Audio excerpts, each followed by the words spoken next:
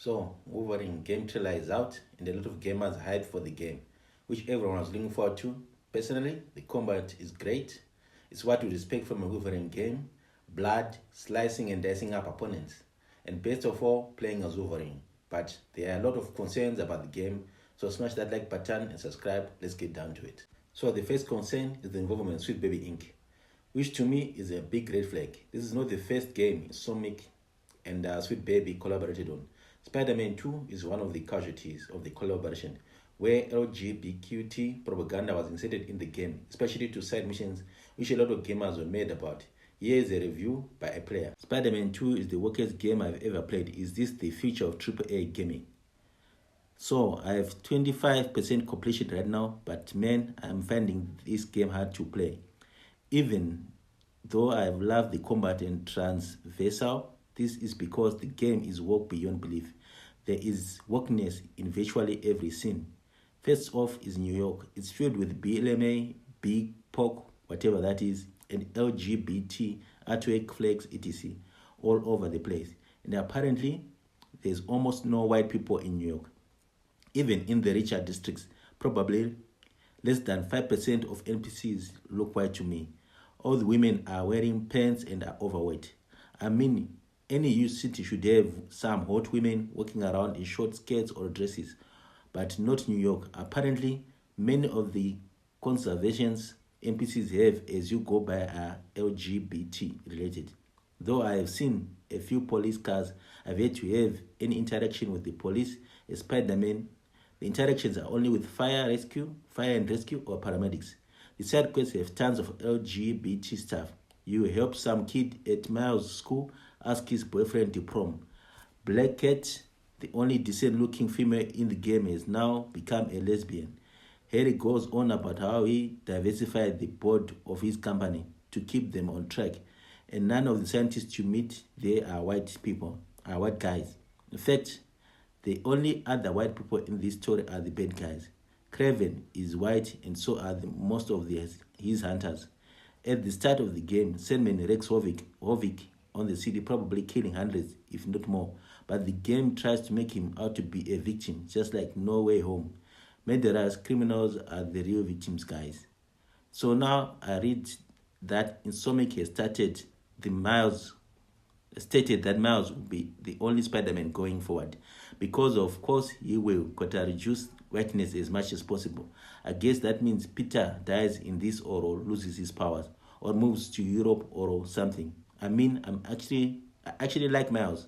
I know many people hate him or find him or his voice annoying, but I like him. He's a good kid.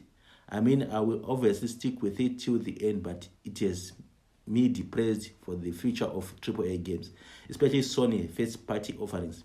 Sony created some fantastic LPs on PS4: Horizon, God of War, Spider-Man, and Ghost of Tsushima. But so far, each PS5 sequel has been weaker than the last. At this point, I fear that Ghost of Tsushima 2 will not be authentic at all and be riddled with work shit, even though they should be absolute zero. And I totally agree with the last statement. Sony IPs which have come out are Walk, Concord, Horizon Forbidden West. Aloy character is ugly, even Ghost of Yote gender swapping, and she's ugly. This game has perfectly predicted what Sony does to its IP. Like I said, the combat looks good, but side missions may be instead of the LGBTQT propaganda, because Sweet Baby Inc. doesn't care about bringing fun and joy to a gamer. Their mission from one of its members is to burn the game industry to the ground. Another thing I noticed is the character mystique. As per Sweet Baby Inc. mission to insert marginalized members of community, transgender. I mean, Marvel Rivals showed what a female character should look like, but it seems Insomniac did not get the memo. It's not even difficult to create sex women, but it seems Western AAA studios are allergic to beautiful women. And to make matters worse, the artist for Mystique also worked on Concord, which tells a lot what you should expect in the game. From Aloy to Mary Jane characters have been made ugly to show a middle finger to gamers. I guarantee some of our favorite Marvel characters women will be ugly in the game. Looking at the trailer, I picked up an occurring trend as noted by the gamer is that the NPCs seem to be people of color. As I watch the trailer, I see all NPCs have short hair and are black. Like this itself is a red flag. I believe that only white characters will be seeing are the main villains. I guarantee that majority will be black people, as evidenced with the skin color and hairstyle. At the end of the day, this game trailer only shows what's on the surface, but as a gamer, I'm still concerned about how much influence Sweet Baby Inc. has on the creative aspect of the game. Even the developer, Mary Kennedy, who uses pronouns, has been a long-time supporter of Sweet Baby Inc.